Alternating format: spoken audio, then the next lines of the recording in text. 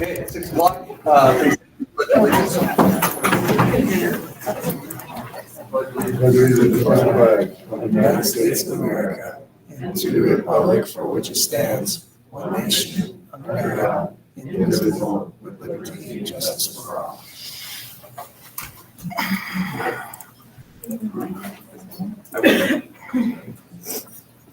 All right, thank you for all being here tonight.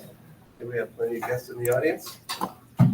With that, I'm going to move right through this though, so we can get to the topic. This is the point in the meeting for comments on matters not already on the agenda. Comments on agenda items will be accepted when that item comes up during the meeting. Interested persons may also submit views in written form to the clerk or superintendent prior to the meeting, and those comments will be brought to the attention of the board during the meeting. Do we have any public comment other than what's on the agenda? Okay. What's that? We'll move right into new business. All right, I'd like to recommend Haley Zinni Sue for the 24-25 school year for Pineview Elementary School elementary teacher. I move that the Colstrip Public Schools Board of Trustees approves certified teacher Haley Zinni Sue for the 24-25 school year. Certified teacher at PBS. Second. Okay, I have a motion and a second. Any public comment on this? Any for the board? This is kindergarten. Yep. We need it. All right, with that, Wade. Aye. Tiff. Aye. Angie. Aye. Sabrina. Aye. Aye. All right. Moving on. 4.02. Bus route consideration, possible action. Before I open this up to public comment, I will ask if you have public comment, you will raise your hand. You'll have to then come to the podium, state your name, so we can help Brittany with the minutes. Okay. I'm hoping to clarify a lot of stuff before we get to that, so we don't hear. I'll listen to every one of you, but I have a feeling there's going to be some repetition in some of these. So with that, I would like to open it up to Mr. Dussault, Mr. Steer on what we're looking at. You mind if I go first? No. So, Evan, if you wouldn't mind pulling up maps, let's start with the elementary school map. Great. So, essentially, if going off of the document that was posted and that's been circulated by the PTO and others on the bus route schedule and things, we are down to 2 bus drivers. We have been at 3 bus drivers for a while, which has been nice. We've been able to accommodate the entire district and 4 at one time. But we were down to 2 bus drivers, 2 full-time bus drivers. And so with that, there was a need to come down to, okay, what does a 2 bus route system look like for our district? And so in coordination with Tom and Terry, we have kind of gone through and looked at what it actually looks like and what we could present to the county, because we've got to have this presented to the county and approved by the county superintendent. We also talked about a 1 bus route, what that would look like, because our district is at that point where we've got to plan for the inevitable. And plan for emergencies like that. And so if you've gone through this document, you can see that there are a couple different routes that it talks about and the possibilities that are there. When we started this, I wanted, as an engineer, I wanted to work from the inside out. And when I say inside out, I don't just mean geographically. I mean, what does the state require us to do? And when you read down through the document that was posted, it talks about the MCA, the Montana Code annotated, and it really gives a framework for what's required by law. And what's required by law, just to simplify it, what it says in the MCA, is that we are required as a district to provide transportation either through busing or transportation contracts to anyone that is within our district that is 3 miles and greater. And so anybody that is 3 miles and greater from their school. And so if you have a kid that is in elementary school, your route looks different than somebody who has a child in the middle school or in the high school. So that's where I came up with some maps. And when I say 3 miles, it's actually along a practical route. And so it's not a radius, it's not a circle from that school 3 miles out. It's actually along a practical route. And so I went through and I mapped out the practical routes so that we could see who we are required to service and who is outside of that requirement within the law. And so a couple of different maps. We'll start with the elementary school. The green map, or the green lines on here, show the 3 mile routes along practical routes, along the practical routes that you could get to that school. And when we talk about practical routes, we're talking about from your residence, from the child's residence, as we know it as a district, to that school. So it's not from, my aunt's house or my cousin's house. It's from their actual residence. And so the green routes, I figured that, okay, everything north of town in that subdivision, north of the elementary school is within that 3 miles. I'm not going to map that out. Going south, there are those 3 yellow pods right there that are outside of that 3 mile route. And if you want to go through each one of those, I'm okay to go through each one. Up by Castle Rock, EMB, that area right there, it starts just at that 3 miles. It's not like this is real. It's not like there's a bus stop at that 3 mile route point. But when you look at, all right, 3 miles stops at that residence, which is right at that line.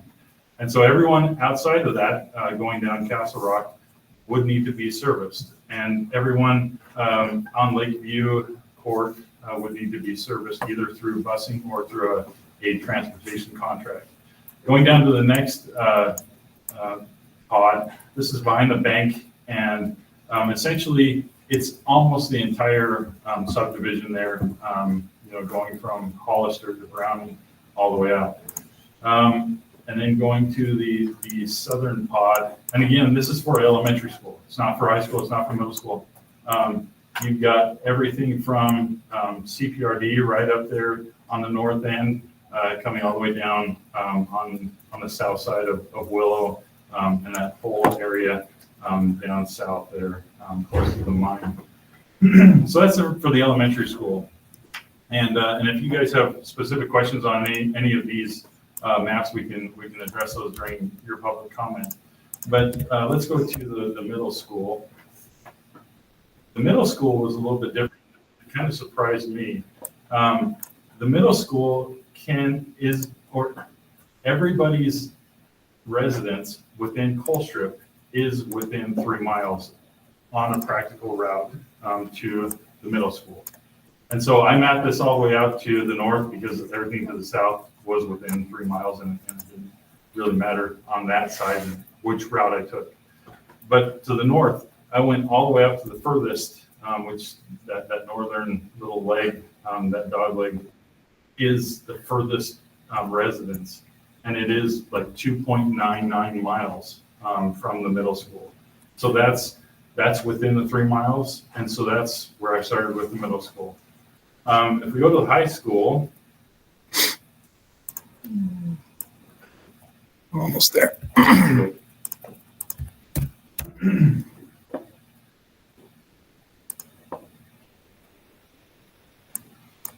the high school, there's a larger, just one single pod right down at the southern end that is outside the 3 mile radius. And so it ends, I believe, on Olive, and I believe it's Alder, or no, not Alder. I forget the name of that street, going to the west. If you zoom in right on that kind of trident right there, Evan, it'll show up. So you've got Poplar and Juniper. That's right. That's where the 3 miles end. for the high school. And so this kind of gave the framework for what we were going to talk about in the meetings with what Steve and I have talked about in the meetings with Tom and with Scott about what we could do. And so we started there and we said, okay, going according to the law, we are required to service anybody within our district that is outside the 3 miles. And so Tom, Chris, and Terry put together the list of kids where their residences were in those areas within the district. When we went through that, we found that there was still available seats on the buses and still available time for the bus drivers to do more. And when I and this is my personal feeling, I had looked at that and I said, okay, who would benefit the most from that excess capacity that we have on the buses and on the amount of time that the bus drivers are in the bus?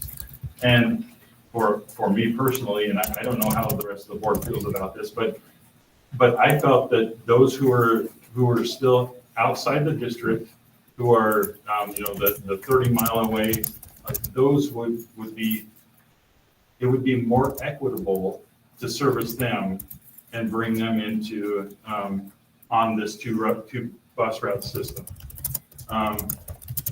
On the one bus route system, it goes down to we're going to the district boundary, to the school district boundary, and still providing these pods with those transportations. And so that's where I started. That's where I kind of my thinking evolved in producing these maps. And then Steve and I sat and met with Tom, Terry, and Scott. And so, Tom, if you wanted to go through kind of the ridership part of it and your take on it. Well, the biggest thing is it's not an easy decision, and it wasn't one that we came to easily. Okay. The number one point is we have a barn full of buses. We don't have anybody to drive. Okay.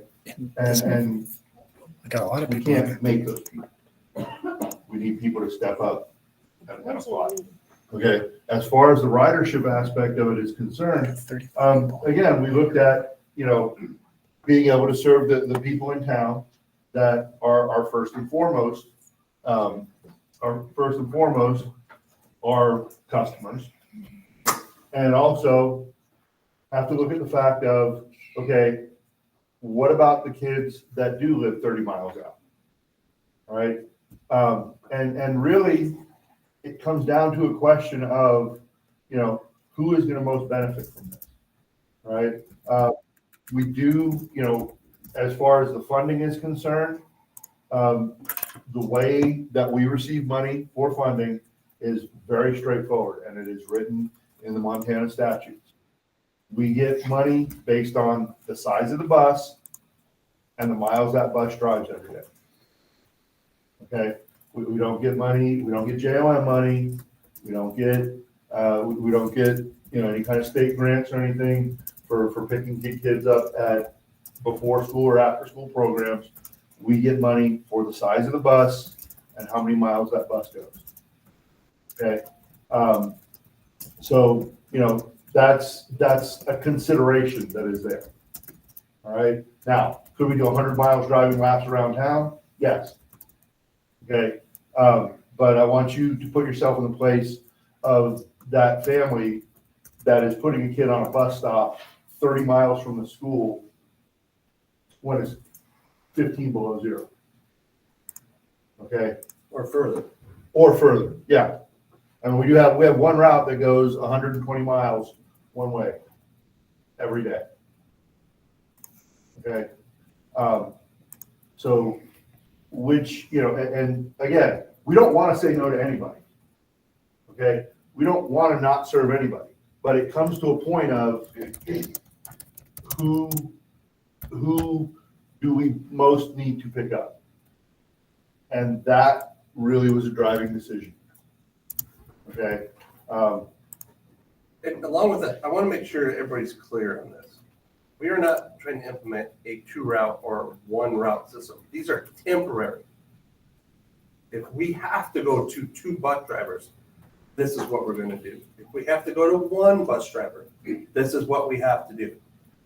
Okay? Yeah. This is not, if Tom says, well, we have one coming up, I was just informed that. If we have to go to 2 routes, this is all we're going to do. This is all we can do. We only have drivers to do that. We can't put more kids on that bus than the state says we can put on that bus. Okay? We will do what we have to do and then some. Right now, we're picking up kids that should not be picked up. And I'm fine with that. I think everybody on this board is fine with that. I would bus them all if I could. But we have 3 drivers. That is it. And there's a very real possibility that we're going to be down to 2, or we're going to. And we are going to, we as a district need a plan put in place so that county superintendent can say, okay, you can do that. This is as much your problem as it is my problem. Okay? And when it goes down to that, that's what we have to do. If you have kids in that CPRD program, you are going to have to find an alternative route to get those kids to the elementary school. Because we as a district will not be stopping that. This is what we're going to do temporarily with 2 drivers or 1. I want to make sure everybody understands that. Does everybody understand that these are not permanent bus routes? This is in the event that we have 2 or 1. I think that should clear up some confusion. Yeah. And with that said, okay, if somebody comes to us and they're like, I want to drive bus, and we've actually got an applicant now that we're trying to onboard, but they need to get a CDL. Okay, we'll pay for that, but it takes about a month to do. You have to do the classes, you have to go to Miles City, take the test, hopefully pass the test. Okay, and in the meantime, again, this is not something that we want to do. We've been asking coaches to drive their kids to meets, and that's asking a lot of a coach, right? Because your coach drives a bus, drives the white bus, gets there, coaches their kids. They're not sitting there resting, they're coaching the kids, and then they're hopping on that bus and coming home 2 or 3 hours. Okay. I don't want to have to do that. I don't like having to do that. I feel guilty asking my coaches to do that. Right? But that's where we're at. It takes about a month at least of dedicated time from the time we get them hired, right? Not from the time they fill out the application, but from the time they can start sitting down at the computer and working on the online classes and doing all the testing requirements and stuff to get them up as a bus driver. In the meantime, I have bus drivers that need to have medical appointments, and they have been putting them off because they know we can't afford to not have them on the job to get your kids to school every day. Okay? So This is a human resource problem. It's not a financial problem. It's the fact that we don't have the drivers. we need your help. That's what this is. This is a cry for help. We need you guys. And the fact that you're here means that you care. All right? We need your help. We need drivers. Okay? And we've been looking for them. We've been asking for them. First thing I started doing 2 years ago when I got hired was looking for drivers. This is not limited to a Colstrip problem. This is a statewide, nationwide problem. There are a lot of schools in our district, in our districts that don't even bus in town at all. We would like to continue to do what we do, but just like I said, we have 2 drivers. This is what we're doing. 1 driver, this is what we're doing. The district is doing everything we can to get drivers, but like Tom said, I can hire, but I can't manifest CDLs. And I can't ask you to sit down, what is it today, 29 hours? How much? I think it's 35. 35 hours to go through this process and then go to get your driving tested. That doesn't happen right away. So with that being said, If we don't look at doing something, we're gonna burn out the 2 drivers that we have, or 3 drivers that we have, and then we're gonna be down to Yeah, I mean, nothing. they're not We young. don't try to do something to help them out. and the district will pay for those classes. We'll pay for that CDL. Okay? We're gonna ask for a commitment out of you after we do that, to do this. We are at a 2-route system for Wednesday afternoon. There you go. So with that being said, if there's any public comment, please raise your hand. I'll call on you. Please step up to the podium. If you have an idea, I'd sure like to hear it. But like I said, these are not permanent bus route systems. These are what we will have to do in the event of 2 or 1. I will be taking my kids to school on a 2 route or 1 route. I'm in the same boat. So this is not, there's been a lot of time and effort put into this. This is the best we can come up with. This gives us the best, I think, success to get these kids to school. And We, as a community inside Colstrip, we can get our kids to school. We can. We don't have to call a friend or family member, but we can get them there. These out of district, these 30 miles out, Cow Creek, we gotta get them here. The success rate just goes too low. And those are unexcused absences on those days. Another question I had was, how soon can we let you all know? We'll let you know as soon as we know. We don't know when we're gonna get to, well, we do. Terry, stand up, when did you say? Wednesday. Wednesday. We have 1 route driver and 1 maintenance. They have 3 subs, but they have full-time jobs. And so if they have to work at their full-time jobs, they're not available. So there you go. So Wednesday, we'd have to do the 2 Wednesday, there's going to be a 2 route system In the afternoon. in the afternoon. You need to plan accordingly for that. And I think there's an important note in there that Terry just said. Okay, we do have substitute drivers. Okay, so, if you're thinking, well, I already have a job, or I already have commitments, okay? Even if you could do a day every couple weeks, or a day a week, or drive kids on to ball games on Saturday, you're helping us, okay?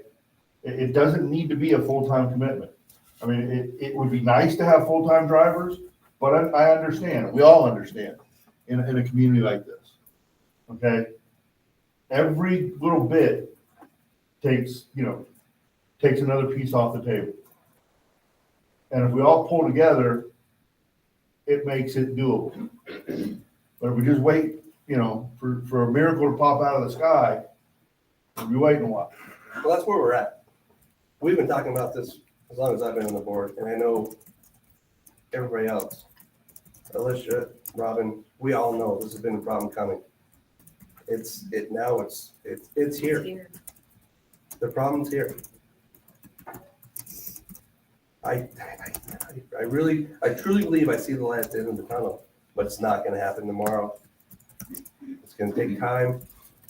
And unfortunately, when it really gets ugly, it's when it's ugly out there. It's January, it's February, 25, 30 below, people get sick. Then we're down to one, maybe none. So, like I said, these are only in the event that we have to go to the 2 or the 1.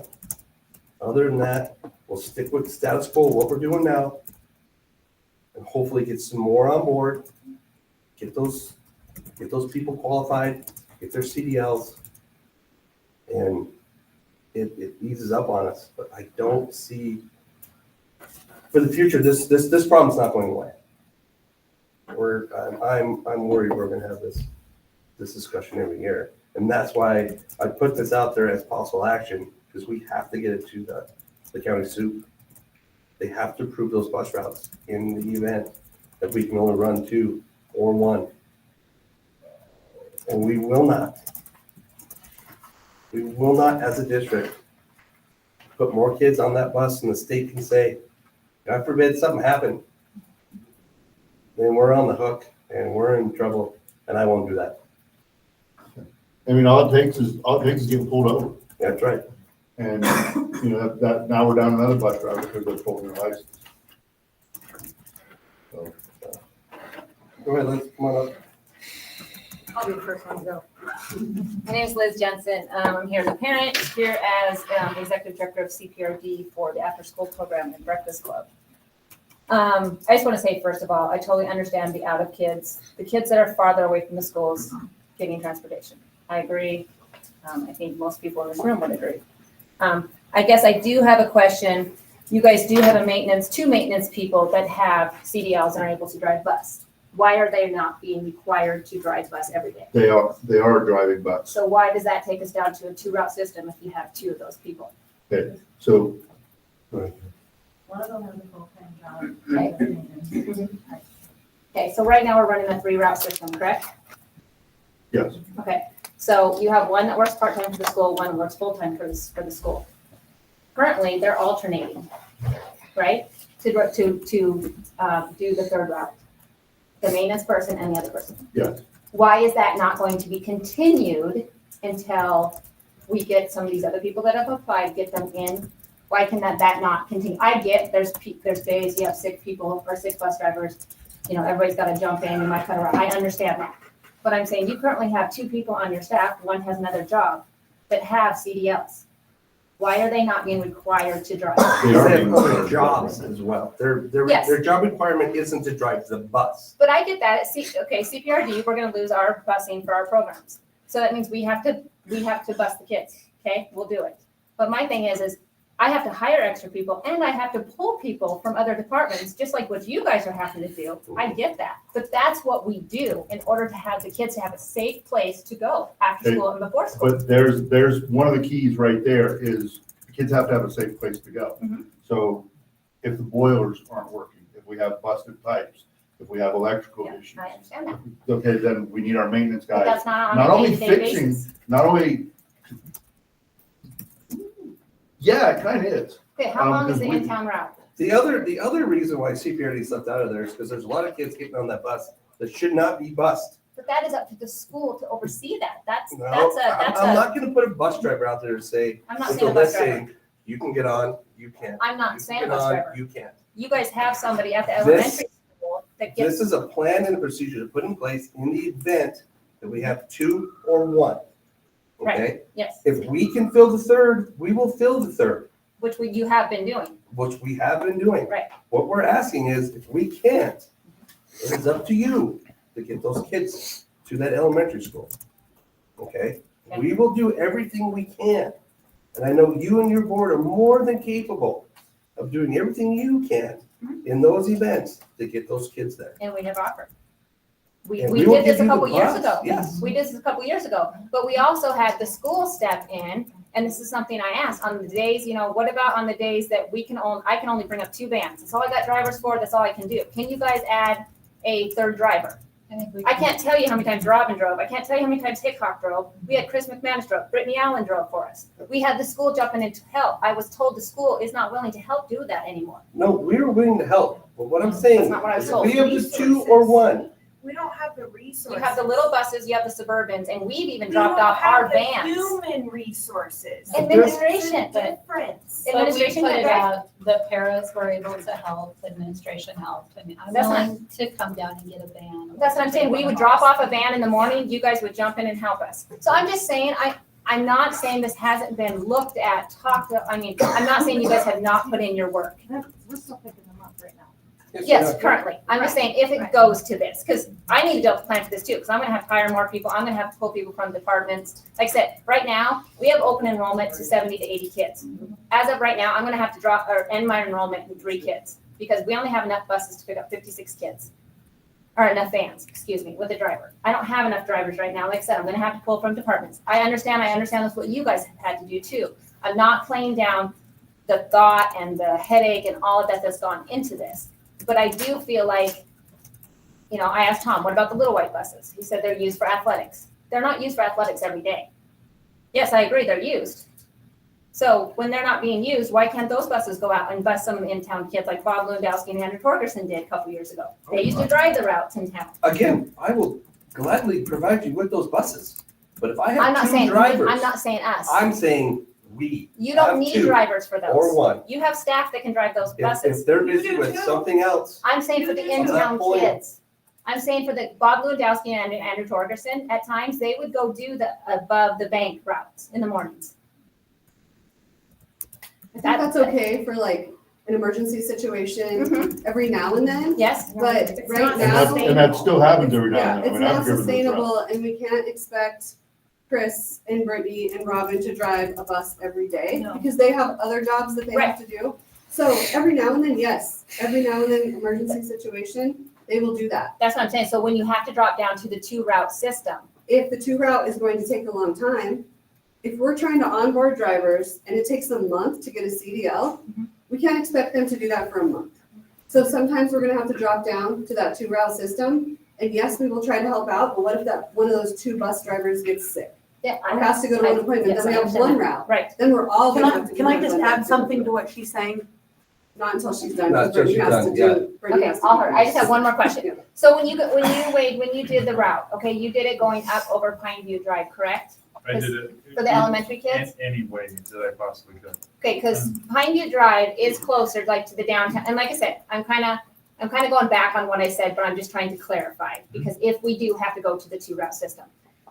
If you drive, because I did this, if you drive the downtown routes, and you go the downtown bus stops, they are all 3 miles if you go Highway 39.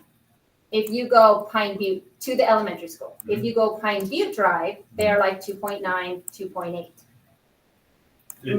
Go ahead. So just so you know, this is practical routes from the residents to the Yes, school, not from the school to the resident. No, I did from the and bus stops. And not a bus. It's actually for the residents themselves to get their kid to the school, not a bus route. It's a practical route to the school. So From their each- residence, From not each from physical you. address. No, I'm not doing from me, so I'm No, not So, saying, but it's 'cause- from each physical address, not Not from CPR. Not from- no, I'm not bus doing route. CPRD, I'm acting No, like I'm but a also parent on not this from one. bus Go ahead. No, but I'm saying like, okay, so I'm gonna say I live at 24 Yucca, the bus stop's at Yucca and Olive. So actually, you add a little bit more from my residence than from going from Yucca and Olive to the elementary school. Right. So if we have to cut out the in-town routes, there's no reason for those buses to even go on Pine View Drive anymore, because the middle school kids don't qualify and the high school kids don't qualify. So really, those buses wouldn't be going up Pine View Drive, those buses would be going on Highway 39, which means all the downtown kids would qualify because they're less than 3 miles, more than 3 miles. Again, it's not about a bus. It's about, is your residence 3 miles from that school as you drive it, whichever way you Yes, drive it? It is, And that's what I cut that off at, is if it's 3 miles for whoever, wherever, from their residence to that school, going the shortest route, not going on Highway 39 if that's not the shortest route. If the shortest route is going on Power Road to whatever, that was the route that I chose because that's 3 miles on a practical route. so even though the buses wouldn't be using the shortest route, you still went by the Right. shortest route. You would, what it says in the state code is 3 miles on the shortest practical route, which is not a bus route, but is a route for that person who lives at that place, that That's residence. It's a permanently established Yep. road, So so it's- like, we it's- can't it's drive not- up alleys. No, I understand, as long as the crow flies. Yeah, when you talk about that part of it, you've got to throw bus routes out of it and just say, okay, what's the shortest route from this residence to that school? And if it's 3 miles or less, then that's within the 3 miles. So it doesn't matter, the bus would be going a different route. No, it doesn't. Okay, that totally clarifies for me, so. Like I said, again, this is not something we want to do, and we will I accommodate know that. everybody as much as we can. We are. We've been doing it. And I know that. We continue to bus kids that we shouldn't, because that's what we want to do, and we will continue to do. We're only saying, there will be days, until we can get this done, that we're gonna need some help. You might have to drive your kids to school. Might have to make an arrangement to get your kids to school. So are you guys thinking this would be like a day-to-day thing? So Wednesday, Terry said Wednesday, we're a 2-route system, so everybody knows you're gonna have to go pick up your kids on Tuesday. Is that how you guys feel going forward? How are parents going to know? As soon as we know, like I said, thankfully, we know that Right, Wednesday's gonna be that way. Yep. My biggest fear is we're gonna get that call. Yeah. You're gonna get that robocall on Sunday night saying, we're at a 1-route system. Well, yeah, and what do you do when What do you do? your bus driver right? wakes up sick at 3 a.m. in the morning? I mean, You're I realize that. So that's just gonna have to be something the school figures out at that Yeah, point? We'll have to get that information out there just as soon as we can. Just like we used to include you on the bus route, Mhm. so we can add you to that, so you get it like the end of the week ahead of, so you know, if they know in advance. I mean, some of that is where we've been living in the wintertime anyways, is making those decisions. What's the weather gonna be like? Yep. What's the snow gonna be like? I mean, we're not gonna, if they forecast 6 inches of snow, we're not gonna cancel school when they forecast 6 inches of snow, because, sure as shooting, we'll get nothing. Right. Right? You gotta have it. So, yeah, so it's when they tell us we're gonna get a half inch, so we get up to 3 feet. Which, to that point also, that would be, then our maintenance drivers, our maintenance guys are gonna be out there, plowing parking lots, plowing. So is it not required in maintenance contract anymore that you have to have a CDL? Yes, it is. It is required. And are we required, we have 3 maintenance have- people. And the third one is going through his courses right now. And I think they just hired a fourth. So, yeah. that's what So he potentially we offered. have 4 drivers Well- come in the next 6 months with CDLs. We hope. Okay. Maybe. The passer. And This again, is another one. that they're we can't primarily just- hired as maintenance guys. No, I know So, that. I we totally want to understand. we want to have bus drivers so that we can say, yes, we definitely have a bus driver today. Yes, we definitely have a bus driver today. Even if the boilers beneath the middle school drop out and they've got 6 inches of water on the floor, your kids are still gonna be able to go there. They can swim, but they can go there, right? So we want to be able to do that. And again, and to go back to the maintenance, and I'm not trying to make light of it, they do. Our maintenance guys aren't going from the time they get here in the morning till the time they leave at the end of the day. These are not new buildings. They are constantly, having to repair things. I mean, I spend a fair amount of time putting in tickets for them of stuff that needs to be fixed, from toilets that are overflowing, to lights that aren't coming on, to, weird smells in the hallway. They are, they're busting their hump every day. And the in-town route, if I'm correct, it takes about an An hour hour and a in the half. morning and an hour in the afternoon? About an hour and a half by the time they pre-op and post-op. In morning and in the afternoon? Yes. So our classified agreement where it lists all of our staff and what their starting wages, we actually have maintenance tiers that don't include CDLs. So if they're hired as a maintenance tier 1, then no, they don't. If they're hired as a maintenance tier 2, then they have a CDL. If they're hired as a maintenance tier 3, then that's a bus driver license. So our maintenance, they're not all required to have CDLs according to our labor contract. According to their job description. According to their job description, they are required. Those tiers were put in because at some point we had drivers that were not old enough to get CDLs and not old enough to drive a bus. And so we had to put in the tiers and that was the purpose of that, not for maintenance to just And a So they CDL give- is different than a CDL with the bus endorsement. Right, and I think if somebody came in on tier one, they got X amount of pay Right. until they got their CDL, and then they went up to tier two. Is So is our maintenance required Also- to have a bus endorsement or just a CDL? Bus endorsement, and it, at one point, I swear it was 30 days or 3 months. It was a 3-month window that they had to complete that. So if they've not completed 3 months, they lose their job? There was at least some pressure on that 3-month mark. Maintenance guys are just as hard to find as bus drivers too. We have to look at that real closely. Like I said, I'll reiterate one more time. This is only in the event that the district cannot do it. We have 2 or 1. That's when we do this. It's not a permanent solution. It's not gonna be a permanent route. It's only a few days, hopefully Wednesday. And I can't guarantee anything, but I know there's gonna be more days until we get all this stuff caught up and done. These people with their CDLs and their endorsements and whatnot, so. So if, sorry, this will be my last question. Before, when this happened, like I said, and Robin jumped in, drove, Brittany, other people jumped in and drove. That was when a bus driver would be sick, correct me if I'm wrong, Robin. Bus driver's sick, had to be gone, whatever. We have So- activities. Yep, so something like that, could the in-town kids, not counting the CPRD kids, could those kids fit on one of the 2 buses currently?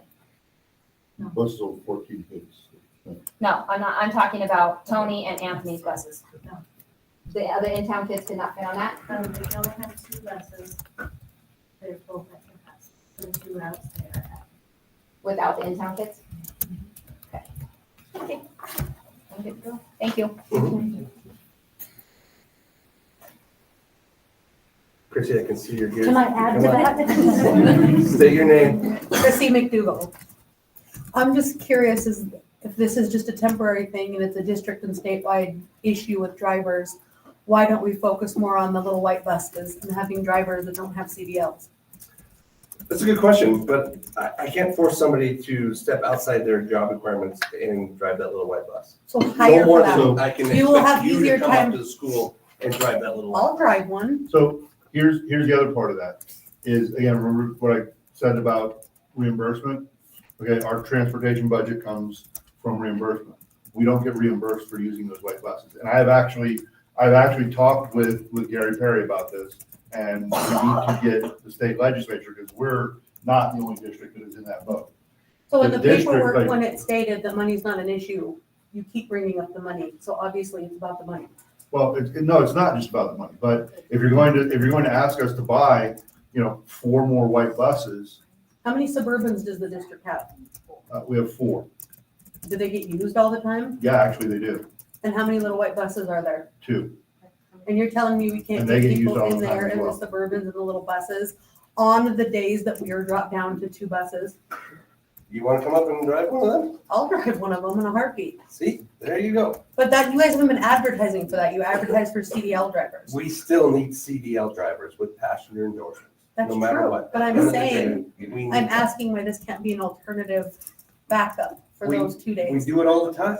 Because my house is in that district of the in-town that is getting, taken away. And the after-school program, again, that's where my children go when my husband and I work.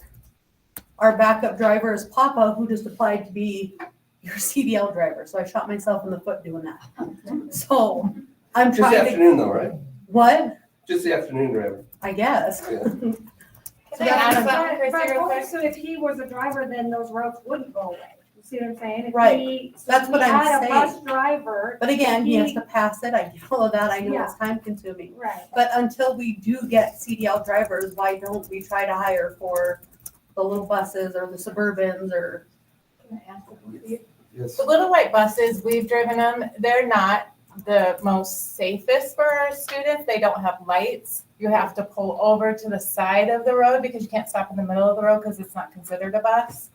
And so that's one safety thing with the white buses, that yes, we can use them, things like that. But if you have an alternative to using a yellow bus, it's a better option. And with the Suburbans. you got kids climbing over the seats, you got them climbing in and out, it's just not the safest. I just wanted to throw that out there. That's why we can't get reimbursed. That's why they're not recognized as a school bus, is because they don't have lights on them. They don't have emergency safety things on them that a normal bus does. So I just wanted to throw that out We there. take some magnetic lights that fall. Right. And unfortunately with that, if something was to happen, Huge it's a liability. huge liability on the district. We will use them, yes, But Yes. only, Sparingly. sparingly, Sparingly. then why do we have them if they're not safe? because of this situation. They're used for you can transport a small team somewhere, but you're not making all those stops like a route would. They're not safe for the routes. That's what she's saying. You can also take Suburbans on trips too. Like, I helped drive the volleyball team, Bozeman, in the Suburbans. And that's okay. That's different than stopping on these sidewalks or these streets where these kids are running out of these sidewalks with other cars parked on the street. You don't have the arm that goes out. You don't have the stop sign. That's what she's saying. It doesn't have those safety mechanisms for route driving. Because route driving is different than driving an activity somewhere. You're not making all those stops. That's why we can drive them.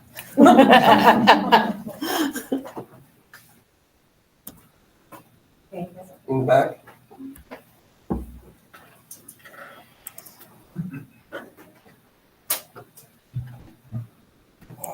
Sorry I was late. I missed the first part of the meeting. And Aaron Kyle, by the way, 27 Yucca, my wife Brittany. We have a lot of kids in school. We're lucky. I'm able to support my family. My wife's able to stay at home. Okay. It would be a nightmare still to bring our 5 children that are enrolled in all the different schools. Didn't get there on time in the morning, but we could. We've been in Colstrip for a little over 3 years now, and absolutely love this place. Okay. One of the things that brought us here was the schools.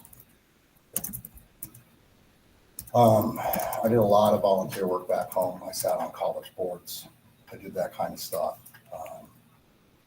And I missed it though. What is our allocation for school bus drivers financially? Number one. Number two, is it a full-time position? Where I come from, it's a full-time position. Okay. And there's work that the school bus drivers do. That's meaningful work. They maintain the vehicles. They help do all that kind of stuff. They have salaries that they can live on and be a full-time school bus driver. Okay. We live in a town where everybody works. Okay. Like I said, we're extremely lucky. I'm able to support my family with my salary. Okay. We own our home. We don't have a mortgage. We don't have car payments. Work really hard for that. Okay. Not everybody here has that by far. And so we're like 2-income town. Where both parents have to work most of the time. And this would be an incredible hardship for the folks here in town. It'd be an incredible hardship. Have we looked at grants? Have we looked at exhausted all possibilities in order to do that? Have we created a full-time bus driver position and thought about those things? I'm just throwing ideas out here because what you're talking about would be extremely difficult for probably 6 we did have one at one point. Yeah. And for whatever reason, it didn't work out. And are we open to that? Absolutely. If we have a If we can make it work for the district and the driver, I think we would look at it for sure. Don't we have one driver that drives less and then does something else during the day? And I can speak to that as transportation director for 7 years. Number one, they are not full-time positions. Most people don't want them to be full-time positions. However, when we did have someone who wanted it full-time, we were able to supplement them. Either they worked in the cafeteria part-time or they worked in maintenance part-time. So we were able to make that a full-time position. If someone at this point only wants to drive part-time or only wants to drive mornings or only wants to drive evenings, we would look at that. If someone only wants to drive activities. I'm a boss at my house, so my husband had to drive. So, and we know how many days my husband has taken off of work to drive a bus. But if a parent wanted, they get their CDL, their child plays football and basketball, and they want to drive those trips. we'll work with that. And, we will work with whoever to make it No, work. I don't see that any unwillingness whatsoever. What I see is misunderstanding and people wanting to figure stuff out is what I see. And it's definitely something that we all need to come together as a community and figure out. And I'll volunteer to sit on a committee and help figure that out, absolutely 100%. All right, and I know there's lots of parents in this town that would do the exact same thing, because we all care about all the same stuff. And that's exactly why we wanted this out there, so all the parents on this board could look at those and go, okay, all right, we're gonna have to step up as a community in the event that we don't have to. God forbid we only have one. Right. You know? Yeah, that's We're gonna have to scary. get our students to school. And Yeah, that's I scary. know, being from here and working here, we can, as a community, step up and get it done on those days that we're asked to. We're not asking you to do it full time. We're not asking you to do this moving forward for the end of the year. We're just saying there's going to be days, No. right? What I feel, and this is just from my experience as well, is, look, when we have talks like this, it's really scary.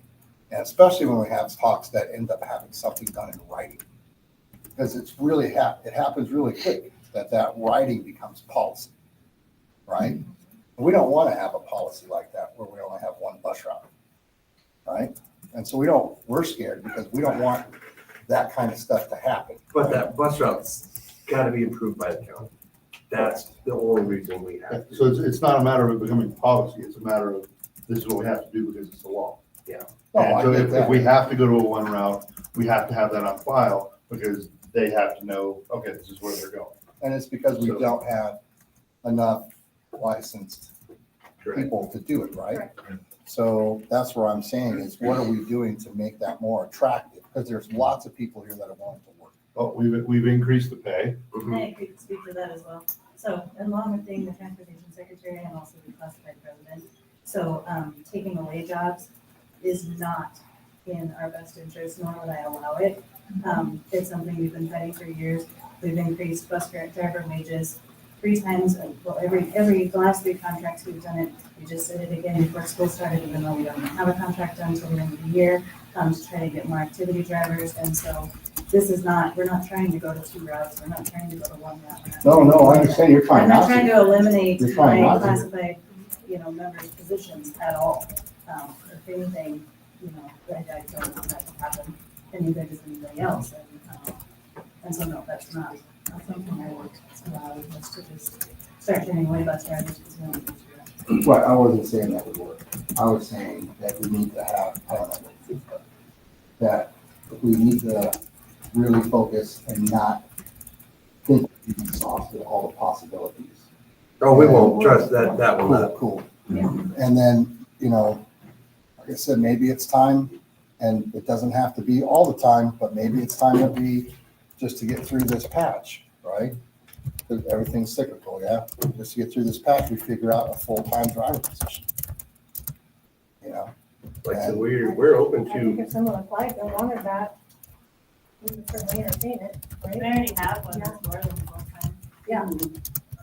We just don't have anybody applying. We need, yeah. What are the age requirements? If you're over 18, Okay, The other 21. right, so you have to have a CDL, right? Mhm. You got to be over 21. To be around. I know lots of young men and women here that, if they were making a decent wage, we wouldn't lose so many kids. You know what I mean? And that would be a great job for them to have. I agree. Thank you guys for hearing me this morning, or this evening. Thank It's you. been a long day. Yes. Take care.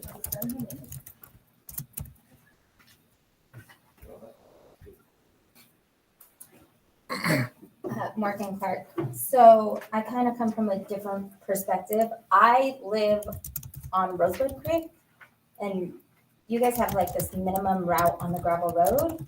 How, it was in the information that you guys sent out to the public. My name and Rosebud Creek and Cow Creek is in red. So can you guys explain to me what is happening? Because if my kids aren't going to be on the bus, It's halfway to town. It's easier just to drive all the way into town than drop my kids off on a crappy road. So this, and Tom, correct me if I'm wrong, this comes from the bus that would actually go out to those stops. So the larger bus can actually go on the gravel road. No, it can't. You gotta flip it. Backwards, sorry, Yeah. backwards, flip it. So the white bus can go on the gravel roads, go also. The smaller The yellow. conventional, yeah, the conventional, the one with the nose. Yes. The conventional bus holds 77 kids. Yep. And the cheese boxes, the square box. Yeah. I didn't know that term until 2 years ago either. But those carry 84. And the So, reason why your name is red is because it shows the difference between the smooth and gravel, going on the gravel and not going on. and the that's reason the for that one is route. the ones have the written. And that's engine in just for the rear. one That's route. like we just went for one. When we have 2 routes, you're still on there just like normal. Okay, so my route wouldn't change at all. From No the matter 3 what. to the 2 route, you would be the same. Okay, The That's one, it. you would have to get them to the pavement, basically. If we can't take the bus down the gravel, you would have to get them to the highway. okay, or just take them in, because And it's that- 3 that would- miles that would be- further. That would be on the robocall. Okay. You know, that this bus will be, you know, whatever, and, we'll be using this route. Okay. Okay, thank you. Steve, I have Brooke Lafreniere on the video call if you're ready. Go ahead, Brett. Hi, yes, I guess you kind of just answered the one question that I was thinking of was how we were going to notify everybody at a district if you guys are going to go to a different bus route. But you just kind of, Yeah, it would be a roll. You will get it as soon as we get it. okay. And then I guess another question would be like, you guys have stipulations in place for your bus drivers? That way they're not getting paid to get their CDL and then they're leaving. Right. We have a commitment. Yeah, we'll be asking for a commitment with these new applicants. If the district's gonna pay for that. Yeah. Then we will be asking for a commitment out of them, yes. Okay. All right, well, those were the only 2 questions I had at the moment. Thank you. Okay, we've talked about a lot. Is there anything else? I have just some thoughts, just you're gonna have to forgive me because I'm a little new around here, a little ignorant, but this probably wouldn't be a this year kind of conversation. But like you said, this problem has been persistent all throughout the state, and it sounds like especially here. Have we looked at maybe a staggered start schedule and a staggered end schedule for the schools? The elementary school starts earlier than the middle school and the high school. So our bus drivers can go out and get some kids and bring them in, and then go out again and get some more kids and bring them in, and vice versa at the end of the day. I mean, that would create other problems, of course, as most solutions do, but I don't know, just maybe an idea for the future if this problem persists, could be something to look at. We have done that in the past. If we had like a bus breakdown or something, we would have one bus come in, drop off, and then go back out and pick up, do the other route. Our problem then comes in that we can't do a staggered dismissal. And because we have kids that are so far out and they already get home so late. So it just makes it difficult where we have one of the longest bus route systems in the state. I think we're on the right track. I think we're drumming up enough interest. There's enough. I think the community knows there's a need. We're getting there. It's not gonna happen overnight. I think we're gonna be, I'm optimistic. I think we're gonna be good here in a month or 2. 3 months, 4 months, whatever. Good. But thank you for the support. Be optimistic, we'll be realistic. Yeah. I gotta get you to June. Evan, When you're ready, we have Shalina Schmidt on the. Shalina? Yeah, just kind of going based off of what was just said, would the possibility of going to a 4-day school week be an option?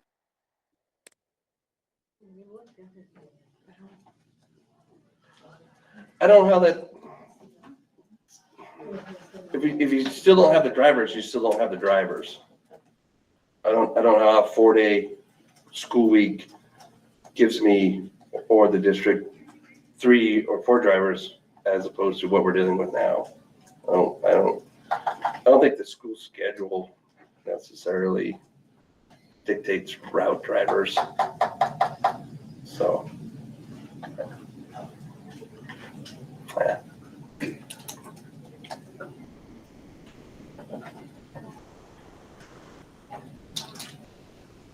My name is Carla Buffington, and my great-grandchildren ride the bus, grandchild rides the bus at this point. I just want to verify so that we are understanding correctly. We put her on at the Greenleaf Road coming out of, at Ashland. Mhm. The kids drive like a little over 7 miles to put her on the bus there at the Greenleaf Road. Is that bus still gonna hopefully run or no? For 2 routes, it would run. If we went to a 1 route, you have to get her to. All the way to the highway? Which, yeah. And occasional days, that's not an issue really, occasionally. 1 route is like a But severe emergency situation. Yeah. for the most part, driving approximately 65 miles a day, you can't afford to buy a vehicle to do Sure. that. I understand. But we don't have any other school options either, so, Like I said, we're hoping this is very limited okay, in the days we have to do this. okay. Tony?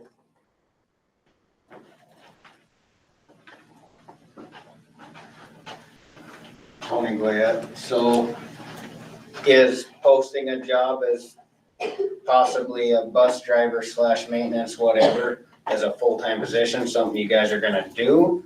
Is it something we're looking at? I know, like you said, it's not just a problem here. My dad runs all the buses in Forsyth.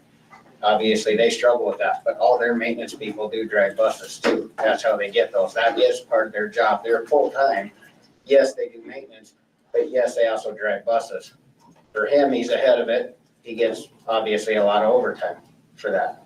Something they've done, something he puts in the work to do. But I mean, is that anything we're considering at all? I hear your maintenance guys are already way too busy, but I also know they make it work there. So to tell me that it's not an option and it absolutely doesn't work, I don't necessarily buy that either. No, we're not saying that it's not an option, it doesn't necessarily work. We're gonna make sure that those positions have their CDLs, but we also have to make sure that our facilities are taken care of along with the bus routes too.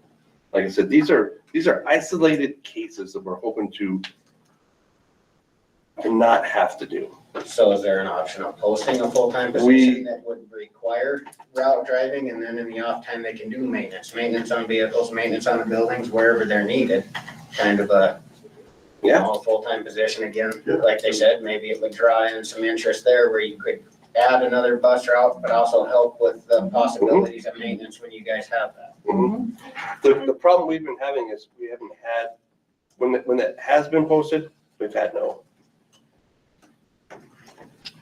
applicants. Also in the past, when maintenance was driving the bus full time, in the winter months, maintenance would plow starting at 1 or 2 a.m. so that they could then get on the bus at 5 a.m. to drive your kids, and then get off the bus again in the evening at 7:30 at night to then get back up and drive and start plowing again at 2 a.m. And it's not safe.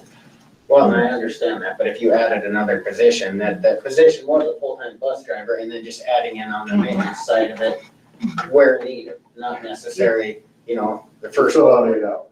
Right, the first goal would be to have the bus driver, but then also have some additional help on the maintenance side for things when needed. And that would, you could fill out a full-time position that way. And we did that, and then it didn't work out for the employee. And then we ended up losing the employee entirely, correct? Last year or a year before? Yeah. We've also looked at like some of the people that work 410s, if they're willing to come in and sign up to sub or whatever, and we put them in to sub in different positions too. We're open to anything like that. We just need to have something in the event that we have to do this, like we're going to with the county and the state saying, okay, this is what they have to do when they have to do this. Those bus routes have to be approved. we're not trying to go there. Certainly I not. guess I trying was to just wondering if the school was gonna try to maybe post a position, maybe make an effort. go. Sure, That way, if that was something that's considerable or not. absolutely. Terry, is it? Are we allowed to, according to your union contract? That's a union thing. You get Terry a bus driver, she'll be free. That's all I got. Thank you. All right. If there's no other public, was there one more? Oh, you promised, wait. Yeah, well. People talking about me, thank you. Do I say my name again? Question. I asked this question 2 or 3 years ago to the superintendent at the time. We have 4 Suburbans, Colstrip Schools does, okay? Is there a choice in the future to, instead of buying Suburbans, to be driving or buying transit vans or something that can hold 14 kids instead of 7? We have 4 Suburbans. You can't tell me that those 4 Suburbans are used on a daily basis. When I can tell you the answer I received 3 years ago, I just like to know how we're moving forward with it. We have a couple of extra buses up there. Because, I mean, when I was. Yeah, that's the problem. When you have a bus barn We. full of buses, right? How many buses are up there? We got 2, 4, there are. Route buses. 6, there's 6 yellow buses plus the handicap bus, plus the 2 whites that hold 14 apiece, plus the 2 charters, plus the small charter. Why don't you sell a bus and buy 3 or 4 transit vans? Well, that's where she was going with that. I've been suggesting we sell 2 buses and buy 2 transit. I actually, Because then we could transport. Aren't those teams the to buses that I was just told it's not safe to take the kids on? No, we're talking about like the transit. I'm talking about like the transit vans that CPRD has. Like I said, I didn't, Yeah, hey, listen, even with that, they still can't be used as a route. Okay? Are you sure? Unless Because we 3 years ago, when I went through this with your superintendent, I was told if they were a certain year or newer, they qualified because they called CPRD and wanted to use ours, and ours were not new enough. But the problem is right now, we have 284 passenger buses that are full every single day. And we have 177 passenger bus that is full every single day. So that's like, yes, we could conceivably use those. Okay, but we're gonna need a fleet. Yes, and I'm not saying And so- I'm to use them on a daily basis. I'm just talking about if we had to go to a two route, bus route, you know, and if the third route isn't taking a big chunk, I'm just gonna use CPRD kids for an example. If you're having 50 kids being transferred by CPRD, you should be able to, with those white buses and white transits, the school should be able to have their administration, have their parents, teachers, whoever, jump in and drive those if need be. So, yeah, so right now, and last time we ran the numbers on, it, we had 61 kids going to the CPRD stop. Now, those are not all ending up at CPRD, right? Because we had that discussion. Yes, no, they're not. Okay, they're not all ending up, but still, there's 61 kids that are going to that stop. Okay, so if you're talking about a 14 passenger bus, that's 5 14 passenger buses. Okay, but I'm not saying you would be taking those kids. We would be coming up, CPRD would be taking all of the CPRD program kids, which is 40 kids. I don't know where you get the extra kids that get on that bus. That's up to the school. Yeah, well, some of them live there. Like that's the stop. Okay. And some of them. Yeah, I'm just saying, moving forward, I think that's something we need to look at is quit buying Suburbans. Let's buy some couple transit vans so the teams can use them, so that the middle school PE can go to swimming, have a parent volunteer and drive a transit. I'm just saying, moving forward, I would like to see Colstrip schools look at that. You can get them. That was my. All right, with that, yeah. For route. Are those? For routes. But doing them for transporting the kids or to a pool or what. But for routes, when we use the little white buses or the Suburbans, we just sometimes would have alternate drop-off points. So like you pull into the park up by Subway, so you're off the road completely. Yeah, it's not gonna be a route You're not stuff. just dropping on the street, or you Yes, it can be done. Can be. But we're not reimbursed for that. No. So, like I said, it's not all about the reimbursement. It's about what we're gonna do. And we're gonna do everything we can do moving forward, make sure everybody gets a bus ride. But like I said, we know Wednesday, we're not. We're there. So with that being said, and what needs to be, Don't be done yet. okay? Are we still in transportation discussion? Mhm. Okay, so, I just clocked out, so now I'm the union president. Here to speak on behalf of both unions, because I didn't get a chance to hold Brandy today. So in our contracts from 2 years ago, 3 years ago, whatever, at that time, getting your CDL was a lot easier, and it was a lot less hours, and it was a lot less time consuming. And so we agreed to pay both classified and certified $330 to get their CDL. We would reimburse.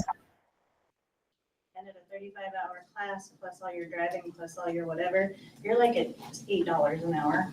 I would like to consider bringing back MOUs to increase that either at an hourly wage or at yet another different, larger reimbursement. It's part of CFA's is an MOU and ours is in our contract, and it's just and all the fees associated with attending the school bus endorsement. Is that something you guys would consider if we were to bring it back at a later board meeting? If there's a commitment. Yeah. Well, what it is once you don't get your dollars until you've obtained your CDL. Right, but then once you get your CDL and we pay you, then I think that we need. We're gonna ask for a Yeah, commitment that's of X totally amount fine, of 'cause, like, years. we have A couple, we're gonna have to have a some couple classified years. staff that are looking at it, we have a coach that's looking at it, but for $330 and 35 hours worth of computer work and all the other things, it just might not be as much as it is. I would definitely entertain that. All right, thank you. Okay. Anybody else? If not, I'm gonna move to board discussion. All right. Any further board?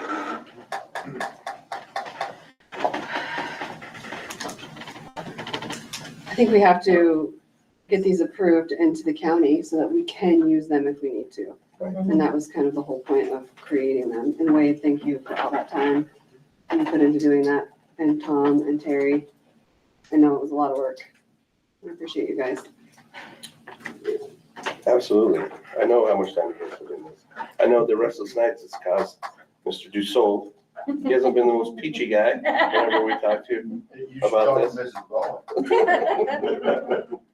But like I said, this is something we need to do just to get it out there with the county so we can do these in the event we have to do this. So we don't have times listed on the minimum route on gravel or minimum route on pavement for the morning trip.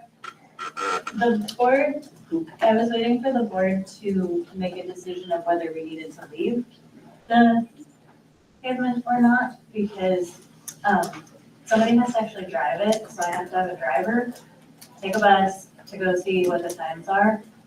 And so I can have a driver do both, but if I already kind of. Do you have any idea what the capacity is for that but one route based on the families that are listed on there? So we would know if we would need that bus or not? I guess I don't know what you're saying. I've got it figured out how many kids there would be, because it encompasses, so that one route system encompasses everybody. It's just whether or not Clark's, we go to their Rosewood Creek, whatever, or we go to the highway. Right, but the reason for not going to Clark's or Rosewood Creek Road was because that one bus, the bigger bus couldn't go on the gravel. So do we need the bigger bus for that one route? Or could we get away with the smaller one? If everybody who's assigned to the bus gets on it, yes. And we have to account for that. We have to plan that everybody assigned to it will get on it. So we can't go down the gravel road in that one route case. Yeah. So then that would mean everybody would meet that is affected by that route At the highway. at the highway, Yeah. at 39 and Cow Creek, right? I think so. That's what it Or says. is it the one down by the bend? It's not, this says Cow It Creek, says Cow but Creek, You the one could by the stop at bend is both. Rosebud Creek. you could stop at Rosebud Creek and Cow Creek, Because that's just, because that's closer from Morgan. It's still halfway. It is. Yeah. I mean, there's no point, I just take my kids in anyway, because Right. if I go to Cow Creek, it's 3 miles to town. But if you go to Rosebud Creek, It's, I mean, it's 39. only, what, 6 miles? So, I mean, it's halfway for me anyway. yeah, Because Don Asbury did drive the 2 route for us to get us all those times and everything, because I'm not capable of driving the bus. And you guys should appreciate that I don't drive. Friday. We can fill that in. Like I said, this is just stuff that's gotta go to the county. And the county doesn't care about the times. Okay, they don't? They don't? No, they just want. The route, the miles? Okay. Okay. All right. so do we need to even entertain the gravel road 1 route? If we technically can't have the capacity to do it. I think if you're gonna go down the gravel road, we're gonna need to have the capacity to pick everybody up. Right. Put on the 1 route. Yeah. So I think we're looking at, No, I don't think we do. Not at this point, unless we get a bus that will be able to get on the. so we're looking at the 1 route pavement only and the 2 route system that's listed in this document. Yes. And these are what, the 1 route pavement only is what is required, right? So then, No extra, right, that's the, that's the State minimum, minimum. since if we go 1 driver, if we have 1 driver. It doesn't pick up anybody out of the district, so, Yes. like she was talking about living, or, being out at, Ashland, what is that? Green Taken, Ooh. it doesn't do Green. and Right. those people could not meet the bus because at that point, we don't have the capacity on To that get on the bus. bus, yes. And do we have to offer transportation contracts to people like Morgan and Tiffany and the Bells to get to that bus stop? If it's past the 3 miles of their practical route, you do. So we would have to pay you guys to get to that bus stop. But only for the 1 route. Only if there's the 1 route, emergency route, basically. And would that just be like on a day-to-day? It would be on a, as needed basis. So if you had to do it, say when, I mean, like when we know we have a 2 route system coming on Wednesday, if it was the 1 route, we would have to reimburse you for whatever you did that day. So would that be like an every time occurrence, or do we just sign like 1 contract that says on specific days that it is? How those work is I actually pull attendance reports for those people that are on individual contracts, and if you don't drive your kids into school that day, you don't get reimbursed for that. So I would just do it the same. So every time on the calendar, we had a 1 route system, that is the 1 day that I would reimburse that family for, if your kids attended school that day. If they don't attend school that day, we don't reimburse. Is the reimbursement to the bus or to the school?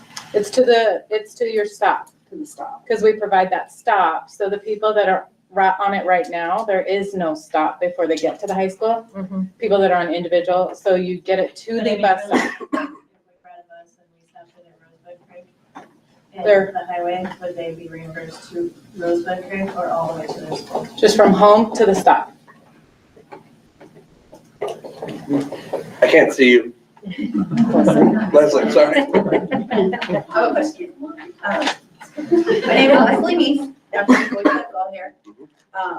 So the 1 route you're just talking about, that cuts out everybody from basically Jimtown. And in town. And in town. And well, in town, yeah, but I mean like all the out of town kids. Yes. So my second question is, you as a district, have you looked into why your bus drivers are leaving? Because I know bus driver that lives here in Colstrip works for Langer School. I know another bus driver that left and went to Wyoming. Another bus driver that lives here in Colstrip left and went and worked for the state. So is that just because the wages ain't where they're at? I'm $25 an hour. I can't speak to what those, it wasn't brought to the board's attention. I don't know why I those employees can left. speak to the reasons why a lot of those people left and a lot of those issues have been resolved, or have taken care of themselves. The other option was the money, which is also taken care of, but every time we increase the wages of the drivers. Here? Yeah, because I do know, I spoke to one of the gentlemen that actually lives here in Colstrip, and he works for Langer Schools. And that was one of the main things was wages. Yeah. And the guy who left and went to the state, he said it was wages. So that was, I just wanted to make sure that Colstrip Schools was up with surrounding areas like Busby, Lanedale, Ashland, Forsyth. Yes. Yes. Okay. Yeah, Thank you. well, we worked on that. All right. Okay. I'll entertain a motion. I move that the Colstrip Public Schools Board of Trustees approves the bus routes for the one route, pavement only, and the two routes as presented. Second. Okay, a motion and second. Any further public comment on this agenda item? My name's Randy Elliott. I'm from the other side of the river. Anyway, have you guys looked at the option? St. Bray has thrived for years in transportation. It's called First Student. They don't deal with buses. They don't deal with drivers. They contract. Done, over with, wash your hands. Be done with it. There's a picture of my grandfather on the wall over here from when this school first started, right next to Bart's dad. I remember as a young boy, my grandfather had a Colstrip school bus parked in the yard at our ranch. He was paid very, very well to pick up all the kids at Muddy Creek, all the kids in Lame Deer, come to Colstrip, drop them off, and he went home and he went on with his day. He was back in Colstrip when school got out, did the same thing backwards. I have a Class A CDL. I do not have a bus endorsement because I don't really like children. Just throw it out. I would entertain the fact, I would entertain the idea, because it would take me about a week to get my Class A bus endorsement. I would entertain the idea of having a bus on the reservation that goes down Muddy Creek Road, picks up Muddy Cluster, Tribal Building, Boys and Girls Club, Gymtown, wherever it may be. But I'm not willing to put that in the middle of my day for $25 an hour. I will leave my card with you. I would do it. You want to take that bus with you? Huh? Is that what you're getting at? You want to take that bus with you? Well, I've seen it work. No, I'm not, I'm not, I'm just clarifying. We've got a big shop parked out of the house. I remember my grandpa having every bit of 40 feet in the garage, and the back of it stuck out, but who cares about the back?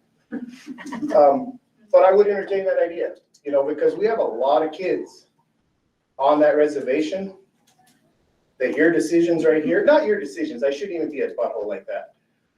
The people not wanting to work in this new era, we have a lot of kids on our reservation that's gonna kill some of them. They're not gonna get a good education. They're not gonna go anywhere. And if it's something I can do for a year, couple years, couple months, I would entertain the idea. You're absolutely right, Randy, and that was a huge consideration coming out from Terry, Tom, and Wade on that 2 route, right? Huge consideration. What's the best way to get these kids here? They gotta be here. But then that leaves out It did. the Ashland route. I listen to the other parents here And and I that's- see the other things going on. Us people on the reservation, I used to get on the Colstrip school bus right at the ranch. Yeah. Get on the school bus. Now, some of these other parents have no clue what we do to get our kids to one stop right here. Yeah. With your vans, sell a bus, buy 4 transit vans. This side of town meets here, this side of town meets here, this side of town here. Simple. Yeah. But I'll leave my card with you. $25 an hour is not gonna cut it for me. And I'm pretty sure other CDL drivers, it's not gonna cut it for them. I can haul cows to Billings for $6.75 a mile. I can haul kids to Colstrip for $25 an hour. It doesn't add up. Just saying. Right. Cows are easier to deal with. This is also not the same district. When we were in school, because I lived north of town, we had our own bus north of town. Trust me, I got thrown off it several times. I still remember Charlotte to this day. Yeah. Charlotte was my bus driver. And Randy, just to the per student issue, I actually have called them multiple times when I was transportation director. They won't even come and look at it. Really? Because of the length of our routes. And if you talk to Larry at St. Bray, Larry will tell you how many times Larry have to jump on and drive a bus because they're short-handed to drivers too. So, but we have tried that. And I will tell you, when I came back here 10 years ago, Mark Gator told me, and at that point, we had 7 drivers on the list of subs, so. Yeah, so it's gonna get worse. Yeah. There's a new generation behind us all. Just my 2 cents. If we put one out that way, out Muddy, we gotta do something for the other side. Hey, something we can seriously We can't consider. just These are, what he's proposing is not absolute, it's not no by any means. It's just something that we need to That would add a explore. route. Just something for you guys to chew on. Right, right. It'd have a bus driver. Add a route to go So from right now Muddy we to have a bus Ashland. that starts. It'd It have, would reinstate the route that used to go. yeah, it would let you take your other drivers and put them elsewhere. Yeah. Because the route from my ranch to the front door of these schools is covered. Right. And I think the majority of our native kids and families would really benefit. Our people don't complain. You wanna meet us at the tribal building and fill a bus up? They're gonna meet us there. Right. We don't have the cliquey in-town stuff. Easy. But. What would you think a fair wage would be for a bus driver? Huh? What do you think a fair wage would be? All of that's up to you guys. That's not. up to me. But if $25 an hour doesn't cut it, what is fair? If I was gonna do it, I'm 40 miles from the front door of these schools. That's probably 2 hours in the morning and 2 hours in the afternoon. I would let you guys come up with something to accommodate me in wanting to do that. Like I said, I can haul cows all day long to Billings, Montana for $6.75 a mile. That's my own rig, my own fuel, my own everything. Right. But, Or rig up fuel. I'll leave a card with you guys, and if you want, you can reach out to me. I know how to get a hold of you, Randy. I know you. Mark does, there's a few. We know. All right. Anything else? Not, I'm gonna move to the vote. Wade? Aye. Tiff? Aye. Angie? Aye. Sabrina? Aye. Aye. Thank you, everybody.